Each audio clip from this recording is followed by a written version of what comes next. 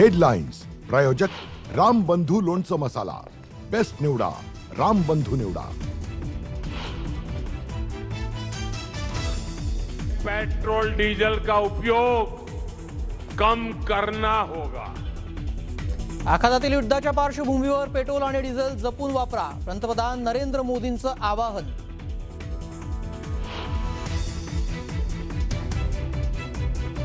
पंतप्रधान मोदींनी देशाला दिलेले सल्ले हे उपदेश नसून त्यांच्या अपयशाचे पुरावे आहेत। काँग्रेस नेते आणि विरोधी पक्षनेते राहुल गांधींचा निशाणा।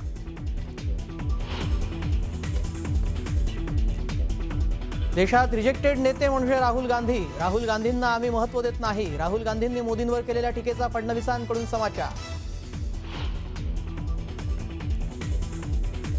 ईडी आज अशोक खरातचा ताबा घेणार। खरातचा ताबा मिळवण्यासाठी ईडीनं केलेला अर्ज न्यायालयाकडून मान्य, सूत्रांची माहिती। नाशिकच्या धर्मांतर प्रकरणावरून नितेश राणेंचं वादग्रस्त विधान। ओवैसी आणि लादेनमध्ये काहीही फरक नाही। AIMIMला बॅन करावं तर राणेंनी वायफळ बळबळ बंद करावी। वारिस पठाण यांचा पलटवार। निदा खानने पीडितेला 171 लिंक्स पाठवल्या। पीडितांना घरी जाऊन कलमा आणि नमाज पठण शिकवत होती निदा खान।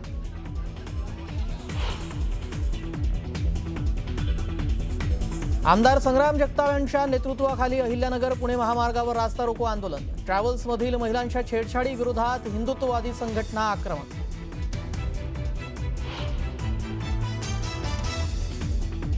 आणि कांद्याला कवडीमोल दर मिळत असल्यानं शेतकरी संकटात। मोहोळ तालुक्यातील बेगमपूरच्या लखन माने या शेतकऱ्यानं 100 पोते कांदा दिला पेटवून।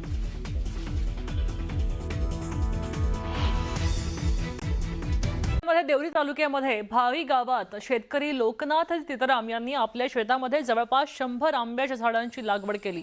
मात्र जिल्ह्यात झालेल्या वादळी वाऱ्यासह अवकाळी पावसानं बागेचं मोठं नुकसान झालं। अर्धा ते पाऊण किलो वजनाचे आंबे झाडाखाली पडले आणि जमीनदोस्त झाले। त्यामुळे शेतकरी आर्थिक संकटात सापडला। प्रशासनाने तत्काळ पंचनामा करावा, नुकसान भरपाई द्यावी अशी मागणी शेतकऱ्यांनी केली आहे।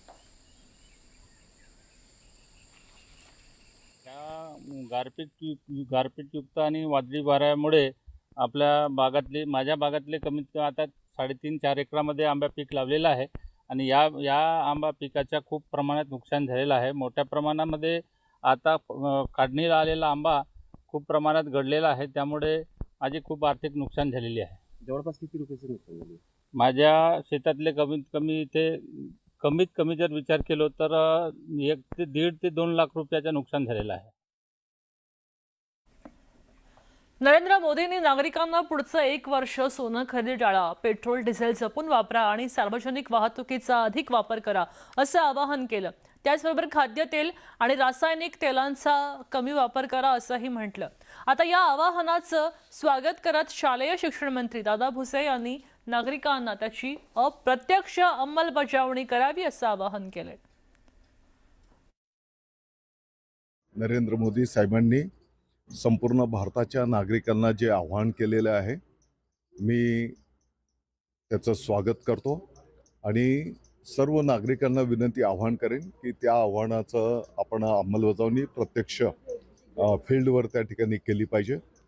ज्यावेळेस आपण आपल्या देशाला, भारताला महासत्ता बनवायचा संकल्प करतो आणि म्हणून प्रधानमंत्री महोदयांनी केलेल्या आव्हानाला आपण प्रत्यक्ष वागून त्या ठिकाणी प्रतिसाद दिला पाहिजे आणि मला विश्वास आहे की अतिशय चांगले मुद्दे आदरणीय प्रधानमंत्री महोदयांनी त्या ठिकाणी उपस्थित केलेले आहे, आव्हान केलेले आहे।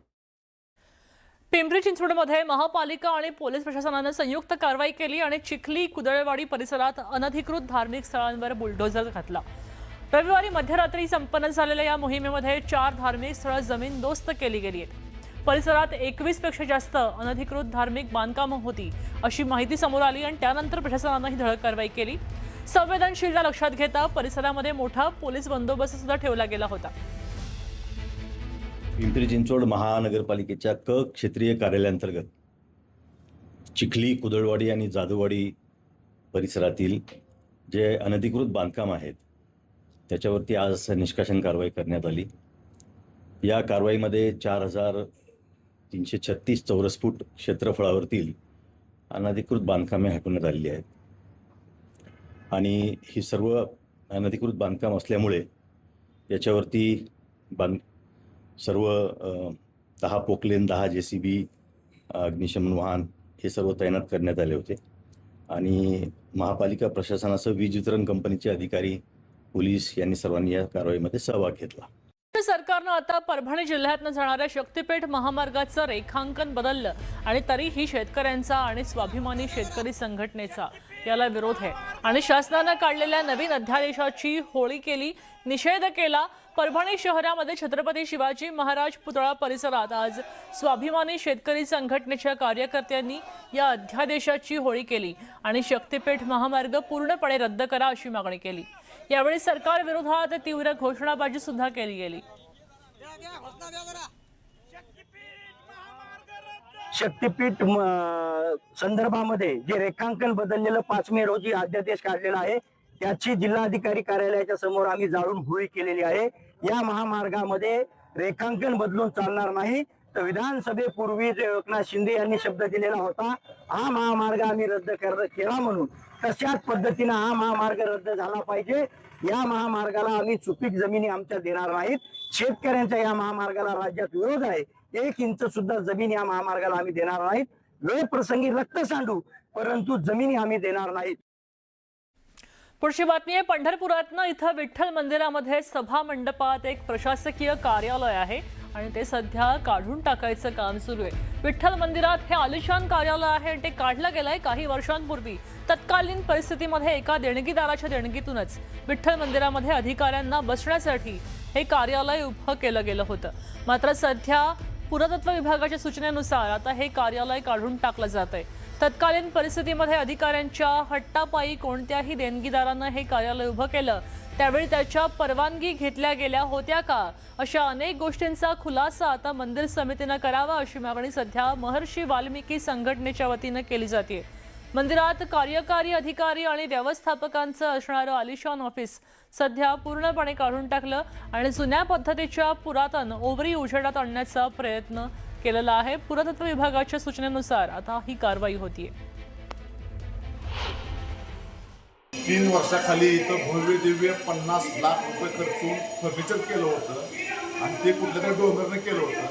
मंदिर समिती अद्यापपर्यंत डोनरचं नाव सांगत नाही आणि पुरातत्व विभागानं सांगितलं की हे मंदिराच्या या सभागृहाला आणि ह्याला ही शोभत नाही फर्निचर, म्हणून हे फर्निचर काढलं.